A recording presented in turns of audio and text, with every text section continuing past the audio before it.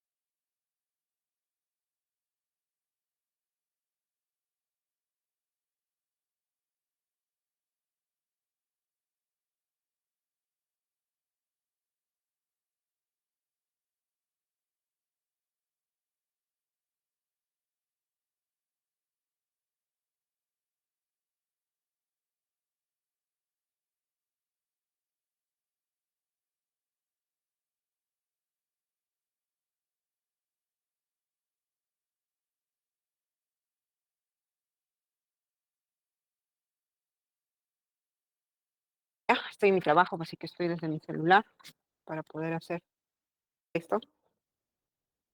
Sí, Mira, doctora, no, sí se ve.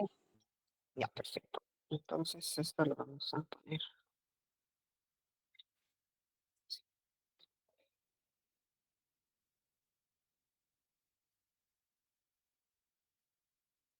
Ya, ahora sí. Muy bien. Hoy día nos toca ver lo que viene a ser el climaterio y la menopausia. Es una forma, espérate, vamos a abrirlo esto. Lo voy a descargar para poder abrirlo como PPT. Es un tema bastante dejado de lado, creo. Es un tema que siempre se deja a lo último, que no se le está tomando mucha importancia. Y sin embargo, tiene mucha implicancia sobre el riesgo cardiovascular en las mujeres, sobre todo en mujeres posmenopáusicas que tengan más de 10 años con menopausia, o sea, que ya haya pasado 10 años de la menopausia. Y eso es importante que nosotros sepamos porque en atención primaria es donde debemos hacer las correcciones o hacer o ver los signos de alarma, ¿no? Para poder nosotros, tampoco, ahí no sé dónde se pone. Creo que se pone así. Entonces, eso es importante para que tengamos en cuenta, ¿ya? Vamos a ver entonces, para eso hay muchos términos porque siempre se refiere como al término de menopausia y climaterio a una persona vieja, mayor, que ya no puede hacer muchas cosas y tiene una implicancia muy importante en lo que viene a ser la parte de la salud mental también, ¿no? Siempre relacionan a pacientes menopáusicas con un poco de mal genio, ¿no? De depresión, ansiedad, etcétera, que es uno de los factores también importantes a tener en cuenta en estas pacientes, ¿no? Entonces dice, la menopausia es un fantasma que no adquiere carta de ciudadanía más que la obra creada de la imaginación y el miedo, ¿no? Nosotros mismos hemos creado esta imagen extraña de la menopausia para las mujeres mismas, ¿no? Para nosotras mismas, sin pensar de que efectivamente es un cambio hormonal importante que tiene que tener repercusiones sobre nuestro envejecimiento, pero no necesariamente de una manera negativa. Entonces, cada mujer tiene miedo al climaterio que ella merece, solo la mujer de personalidad sólida, la franqueza sin grandes escollos, ¿no? O sea, la persona que, esto quiere decir que esa mujer que no se deja, digamos, influenciar por la sociedad desde un punto negativo en cuanto a la menopausia, puede llegar a sobrellevar este estado de una manera normal y como debería pasarse, porque todos vamos a, o bueno, todas vamos a pasar por ese momento, ¿no? Entonces, en cuanto a ello, hay millones de mujeres que están con menopausia en el mundo, muchas de ellas con enfermedades crónicas que se inician 10 años después de la menopausia y son una causa importante de morbilidad, de disminución de calidad de vida y también de mortalidad a la vez, que supone una importante carga económica. Al inicio de la menopausia se presenta es un momento importante donde nosotros como mujeres podemos identificar factores de riesgo, sobre todo prevenibles, y establecer esas estrategias con la paciente para mejorar, para poder, como se dice, eh, mejorar o poder evitar, ¿no?, esos factores de riesgo y evitar las enfermedades cardiovasculares a futuro. A nivel mundial, la pirámide poblacional ha cambiado, ustedes saben, entonces cada vez hay más mujeres menopáusicas. ¿Por qué? Porque cada vez hay más longevidad en la población mundial. Y esto es porque ha aumentado la esperanza de vida a nivel mundial, obviamente en unos países más que en otros, ¿no? Y esto hace que aproximadamente haya 750 millones de mujeres posmenopáusicas, ¿no? Es un montón. La longevidad actual de la mujer posmenopáusica puede constituir en más del 30% de la población femenina.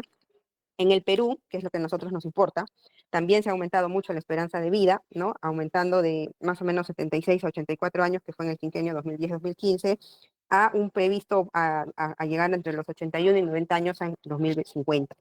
Eso hace que haya más mujeres menopáusicas también, y la edad media de la menopausia también se ha visto que varía según la ubicación geográfica en el mundo. En lo que viene a ser Europa, América del Norte, está alrededor de los 50 años como promedio, ¿no? Mientras que en América Latina es un poco más joven, ¿no? Está a partir de los 40, 43 años en algunas zonas, igual que Asia, ¿ya?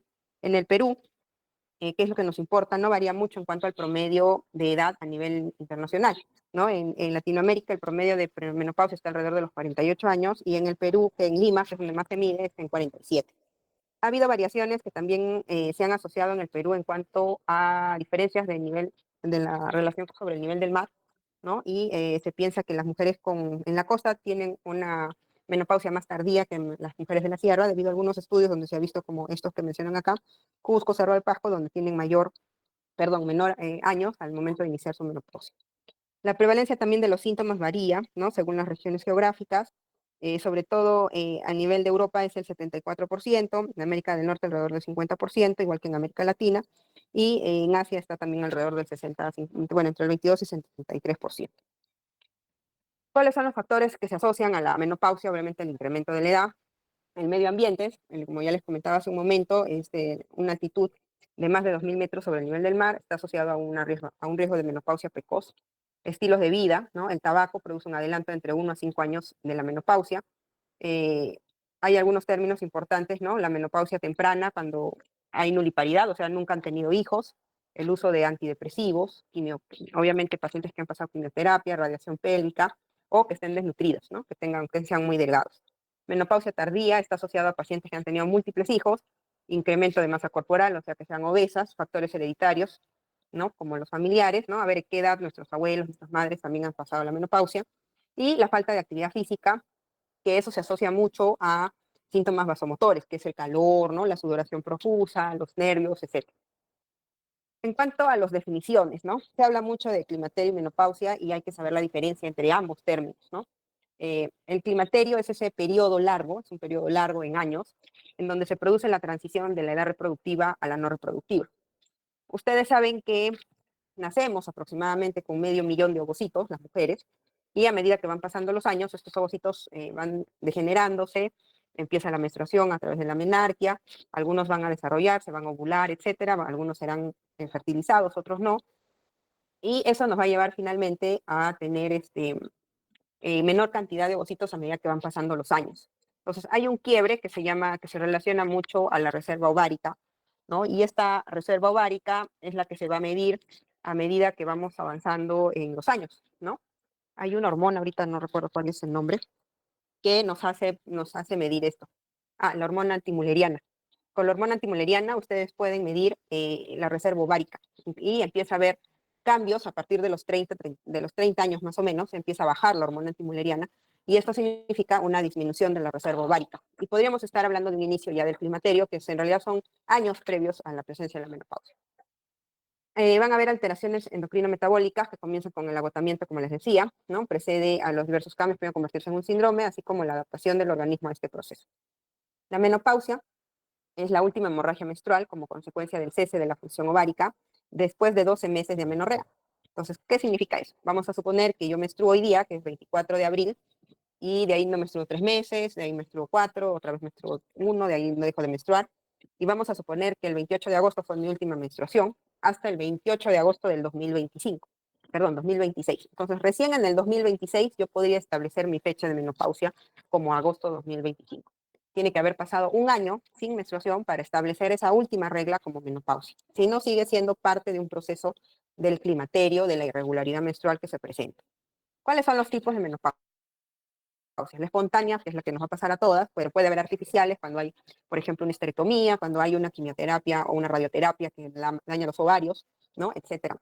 Entonces ahí son artificiales. O también una menopausia que se puede producir en pacientes que han tenido cáncer de mama y tienen que tomar unos medicamentos antiestrogénicos para evitar que el cáncer de mama reaparezca, ¿no? Y toman un medicamento diariamente para evitar esa elevación de estrógenos. Eso también es una menopausia artificial. Y van a haber dos tipos también, que es la menopausia precoz y tardía, que ahora la vamos a ver, ¿ya? También hay otros términos como premenopausia, por ejemplo, que es el tiempo que precede la menopausia, que puede durar entre 2 a 10 años. La posmenopáusica, que es la que sigue a la última fecha de regla y se va a dividir en dos grupos, en posmenopausia temprana y tardía. La menopausia temprana es los primeros 10 años posmenopáusicos o después de la última regla confirmada, y tardía cuando pasa más de los 10 años, ¿no? Que es donde empiezan a ver las complicaciones cardiovasculares. Hipermenopausia son los años que están alrededor de la fecha de la última regla, que es cuando ya se aleja, otra vez se presenta, tiene síntomas más notorios como sudoración, malestar, a diferencia de la premenopausia, que como tiene años previos, todavía no se siente que ha empezado el proceso de agotamiento de folículos ováricos, ¿no? Aquí está más o menos ahí. Normalmente por texto o por, vamos a decir, por libros, ¿no? Se pone menopausia siempre a los 50 años, ¿no? Ya hemos visto que puede variar, pero el promedio está a nivel de los 50 años. La última fecha de regla, antes, después es posmenopáusica. Entre 1 a 2 años alrededor de la menopausia se llama perimenopausia. Todos los años que están antes y van a seguir después se llaman climaterio, ¿no? Porque es todos los cambios hormonales que nos van a producir más o menos hasta después de los 10 años que venga la menopausia, por eso lo han puesto hasta los 70 años, ¿no? Que es más o menos los cambios que te produce el hipoestrogenismo que se origina en este proceso, en este cambio, ¿ya? Y eso es, este cuadrito se te ayuda a ubicarnos un poco en lo que es términos y edad, ¿no? Ustedes saben que, ay, se me olvidó la flecha, pero bueno, durante el climaterio entonces va a empezar a ver los cambios de endocrino, o sea, van a empezar a ver las caídas estrogénicas y el incremento de la FSH en respuesta a la caída estrogénica, ¿no? Entonces, eso es lo que se va a ver básicamente en todo este cambio paulatino que se da en muchos años durante el climaterio, ¿no? Entonces, el agotamiento de los células de ovocitos, no hay maduración folicular, desaparecen las granulosas, ¿no? Ausencia de progestágenos, producción de estrógenos a expensas de conversión de andrógenos.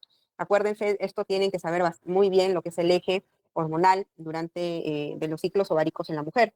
No necesitamos ser ginecólogos, tienen que saberlo para poder entender qué ocurre, ¿no? Recuerden que los folículos ováricos tienen unas células, que son las células foliculares, que forman las células de la granulosa mediante estimulación de la folículo estimulante. Esta folículo estimulante produce un incremento de las células de la granulosa que hacen dos cosas. Una, que es la formación de estradiol, que es el estrógeno más importante que tenemos, y también de progestágenos, sobre todo cuando ya tenemos formada la teca interna y la teca externa, cuando ya el folículo está mucho más grande, ¿no? Sobre todo desde la teca interna. Entonces, eso nos ayuda o nos prepara en teoría para la ovulación de oceobocito y la fecundación posterior y los primeros meses en cuanto a la dependencia de progesterona. En este caso no hay, porque ya los folículos no maduran, entonces no hay células de granulosa, caen los progestágenos y también cae el estradiol, que es nuestro estrógeno más importante.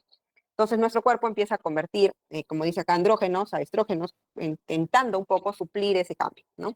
Entonces aumentan las gonadotropinas, porque como no hay, acuérdense, todos los ejes tienen un feedback, ¿no? Si hay la última hormona, que en este caso el estradiol, cae, aumenta la producción a nivel del hipófisis con la intención de aumentar la producción de estrógeno. Pero ya no hay folículos que respondan. ¿Por qué? Porque ya hemos entrado en la etapa de atresia folicular. ¿no? Entonces, eso significa que ya no vamos a tener nunca más estrógeno. Y la FSH, en respuesta, trata de seguir aumentando cada vez más la FSH para que, en teoría, estimule más los ovocitos, ¿no? A eso se le llama falta de retroalimentación negativa. ¿Qué pasaría a lo contrario si tenemos altos niveles de estrógeno? ¿No? No necesitamos tanta folículo estimulante y baja, ¿no? Ya lo manejamos desde endocrino. Entonces, afectación de todo el sistema endocrino, tiroides, suprarrenales, paratiroides, páncreas. ¿Por qué? Porque acuérdense que el estrógeno está en relación a todas nuestras células también, y alteración del metabolismo de las catecolaminas con exceso de formación de catecolaminas, en este caso adrenalina, no adrenalina, que hace que nos dé los calores, que nos pongamos rojas, que nos dé los bochornos, ¿no? Hay efectos tanto desde la disminución de los progestágenos como también desde la disminución de los estrógenos. En cuanto a lo de los progestágenos, ya vamos a ver que hay una falla de la modulación de las hormonas femeninas, ¿no? Trastornos del ciclo, hemorragia disfuncional, síndrome de tensión premenstrual, abortos, esterilidad. ¿Por qué? Porque ya no hay una buena formación de granulosa que hace que nos ayude a, como se dice, la parte de la fecundación y lo que les comentaba hace un momento, ¿no? Entonces produce ya pérdida, aunque es un periodo muy peligroso porque al final a veces hay perimenopáusicas que quedan gestando, ¿no? Efectos de la disminución de los estrógenos, igual, ¿no? Va a haber una disminución en la síntesis de los receptores estrogénicos, porque tampoco ya no hay mucho estrógeno, aumenta la concentración plasmática de colesterol, es por eso que la disminución de estrógenos es nuestro principal adversario al momento de los riesgos cardiovasculares, porque aumenta la LDH, disminuye la HDL, ¿no? Puede producir aumento de las placas de ateromas y la insuficiencia vascular, que son todo un cuadro que nos ayuda a daño cardiovascular y posteriormente enfermedades cardiovasculares, ¿no? Nos afecta mucho lo que viene a ser el eje con la paratiroides a nivel del calcio, y eso nos hace que haya una disminución del calcio óseo, ¿no? Porque aumenta la resorción del hueso, ¿no? Y eso también es importante que lo tengan en cuenta. Entonces, síndrome climatérico y su aparición va a depender entonces de la disminución de la actividad ovárica, esto es importante. Factores socioculturales, ¿a eso qué se refiere? Factores socioculturales se refiere a la obesidad, hábitos alimenticios, tabaco, el sedentarismo, ¿no? A eso se refiere socioculturales. Y también dónde vive, ¿no? Si vive en la altura o no, ya como les he comentado hace un momento. Y factores psicológicos del carácter y personalidad de la mujer, ¿no? Si es una mujer que se deja, por decirlo de una forma, influenciar de manera así simple, vamos a tener pues este problema de que va a tener mayor efecto sobre la persona. En cuanto al cuadro clínico, van a haber trastornos del ciclo menstrual, obviamente, que estamos hablando todo lo que viene a ser el climaterio, síndrome de tensión premenstrual, abortos, esterilidad, ¿no? Estos son los síntomas por disminución de la progesterona. Todo lo que esté en relación a lo que es síntomas, digamos, de ovulación o de la parte reproductiva, eso pasa por la disminución de progesterona. Y eso hace los trastornos del ciclo menstrual, a veces sangrados irregulares o en menor cantidad y la esterilidad final, ¿no? Mientras que el cuadro clínico vamos a tener síntomas neurovegetativos que van a ser asociados a la disminución de estrógeno, a la disminución de receptores de estrogénicos, ¿no? Y van a haber un aumento de catecolaminas, no se olviden, que eso nos va a llevar a tener sofocos, sudoraciones, palpitaciones, enrojecimientos, falta de sueño, vértigo, náuseas, etc. Síntomas nerviosos, puede haber ansiedades que producen insomnios, dolores de cabeza permanentes, neuralgias, ¿no? Parestesias, hormigueos. En cuanto psíquico, irritabilidad, nerviosismo, estados de temblor permanente, disminución de la libido, amnesia, pérdida de concentración, fatiga mental, melancolía, etc.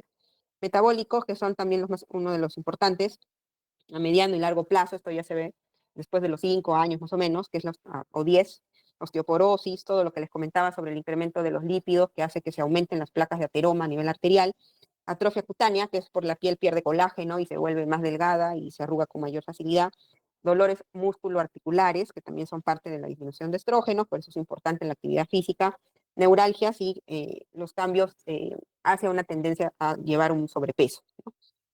En cuanto a la parte urogenital, va a haber incontinencia urinaria, que es uno de los más importantes, ¿no? Prolapso genital, sepsis urinaria, bueno, eso son por una infección, y dispareunia, que es el dolor, que es un síntoma muy importante por la sequedad vaginal que se produce por el hipoestrogenismo, ¿no? Esto produce sequedad vaginal, ya no hay lubricación al momento de la actividad sexual, y al momento de la penetración puede haber dolor porque produce raspado de toda la cavidad, la zona genital, y hace que las parejas en ese periodo se alejen, ¿no? Y tengan problemas de discusión o molestias debido a esta falta de actividad sexual que normalmente siempre la han tenido y el varón no la padece, ¿no? Entonces, por eso es. ¿Qué necesitamos evaluar en estas pacientes? Entonces, Cuando ya empieza la menopausia, hacemos un control completo, ¿no? Hemograma, glucosa, colesteroles. Hacemos también un PAP, ¿no? Podemos determinar la FSH y la LH, que también es interesante verlo. Estudios de mamografía, a partir de los 50 años se hace estudio de mamografía. Densitometría ósea, podríamos tomarlo a los 50 o al día de la menopausia, pero en realidad va a salir normal todavía, porque hay que esperar por lo menos 5 a 10 años después para poder ver los efectos. Pero sí podríamos tomarlo como una base y poder hacer también un tratamiento preventivo, ¿no? Antirresortivo. Acá, en este cuadrito es interesante porque les permite ver también el nivel hormonal en cuanto a las variaciones de la perimenopausia y la menopausia, ¿no? La menopausia, nunca se van a olvidar, FSH más de 40. FSH más de 40, hablamos de menopausia, ¿ya? Y estrógenos en el suelo, pues, ¿no? No, está muy bajo. Y a nivel hormonal, en la perimenopausia, la FSH ya está aumentando, pero todavía no llega a niveles más de 40, y el estrógeno todavía está cerca al valor óptimo, que es menos, bueno, dice menos de 40, pero ya estamos, 40 es no normal, ¿no? En base a esas dos hormonas, ustedes pueden hacer un diagnóstico de perimenopausia también, tomando un control, ¿no? Tiene una paciente con sudoración, malestar, dice que ya la regla es irregular y tiene, por decir, 32 años, estamos hablando de una menopausia precoz, le toman los exámenes. Tratamiento, no hay un tratamiento específico porque esto no es una enfermedad, es un estado natural de la evolución de la mujer, ¿no? No es un tratamiento como patológico, por decirlo de una manera, pero sí es un tratamiento preventivo para esos factores de riesgo que hemos estado hablando. Tratamiento higiénico dietético, o sea, los alimentos, no fumar, hacer ejercicio. Y aquí viene un poquito lo que va a ser controversial y es lo que vamos a hacer en la práctica después con sus grupos, es hablar un poco sobre la terapia hormonal de reemplazo. ¿Necesitamos hacer terapia o no? ¿Es bueno, es malo? También nos lleva para cosas malas. ¿No? Hay mucha controversia al respecto porque al final dicen eso es algo natural que debe pasar y no tenemos por qué intervenir, ¿no? Hay otros tipos de terapia que se usan para aliviar sobre todo los síntomas neurovegetativos, y los síntomas de nerviosos, como la acupuntura, terapias florales, ¿no? El aceite de cannabis, etcétera. Y hay tratamientos para inhibir un poco el efecto neurovegetativo a través de la metoclopramida, que es la más usada, y el veralapril. Es como los decía, hay que ver un riesgo-beneficio, ¿no? ¿Cuándo vamos a indicar terapia hormonal? Cuando haya síntomas de climatéricos severos. ¿Qué significa eso? Cambios de personalidad, falta de relaciones sociales, porque está cambiando mucho, sudoraciones muy profusas, paciente que ya tiene, empieza a tener, ¿cómo se dice? Síntomas de cefalea muy fuerte, migrañas, etcétera, y que sea joven, ¿no? Por eso dice falla ovárica precoz, en ellos podríamos pensar. También en personas que han hecho menopausia quirúrgica o artificial debido a una histerectomía a los 20 años, por ejemplo, ¿no? También podemos pensar en ella porque no vamos a hacer que sea ya tenga menopausia a los 30 y estemos con riesgo cardiovascular, ¿no? Entonces en ellos podríamos pensar. Y en aquellas pacientes que tienen osteoporosis también de manera precoz. Entonces, ¿cuáles son las terapias hormonales sustitutivas? Acá están, ¿no? Pueden ser en base a estrógenos, a gestágenos y la tibolona, ¿no? La tibolona tiene una acción androgénica también, entonces como media mixta, ¿no? Contraindicaciones, a quien no le podemos dar terapia hormonal, cáncer ginecológico, cuello uterino, mama, no se puede.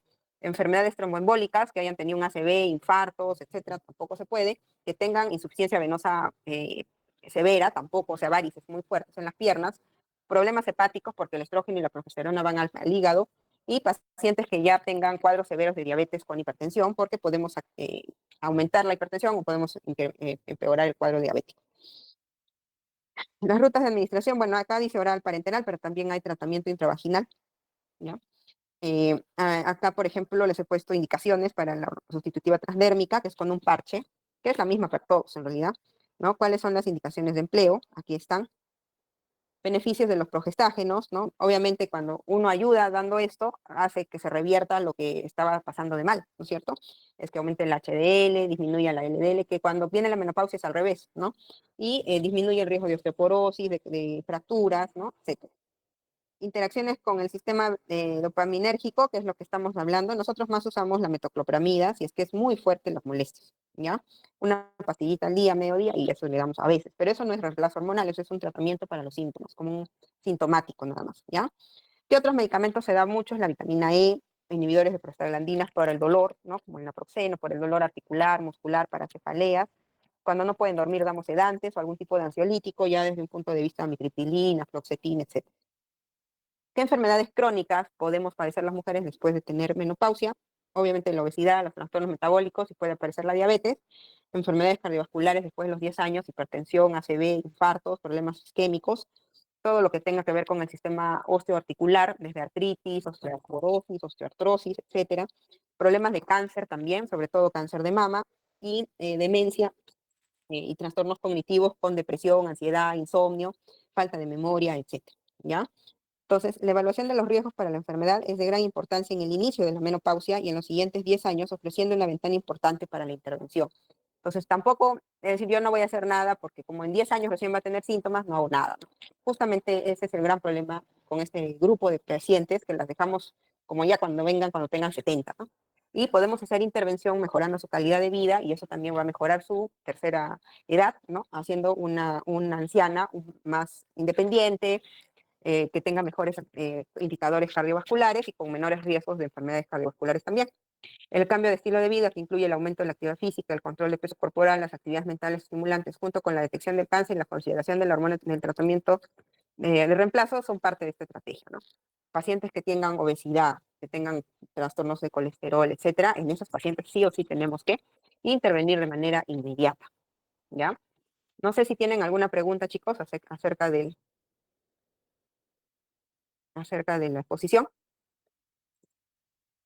Bueno, yo sí les quiero comentar algo. No hay una norma de Perú para el manejo de estos pacientes, lamentablemente. Entonces, en la guía de su práctica, que es esta que está aquí, y ahorita le voy a pasar todo a la delegada para que les pase a todos.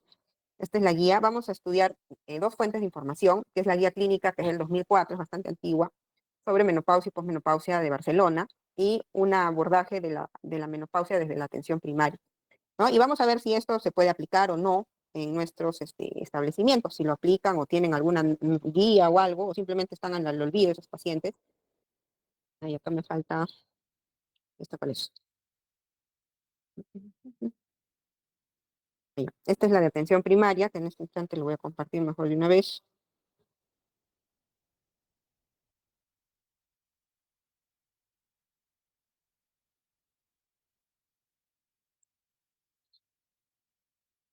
Ese es uno, y me falta la guía, creo que no me la he mandado. Ahorita me la voy a mandar. Sí, no me la he mandado. Chicos, ¿tienen alguna pregunta o alguna duda respecto a la menopausia?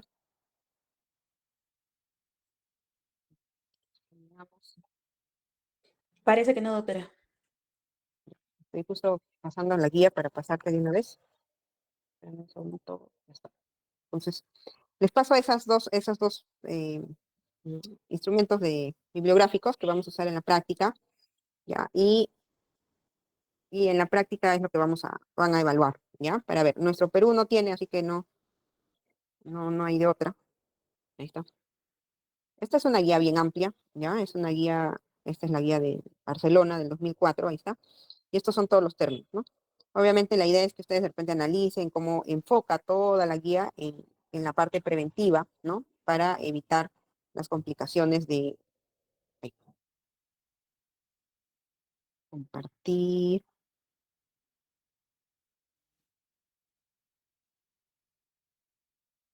Ya está. Entonces ya le pasé a Giovanna la otra guía y le paso la guía que van a usar para la práctica del día sábado, ¿ya? A ver, esto es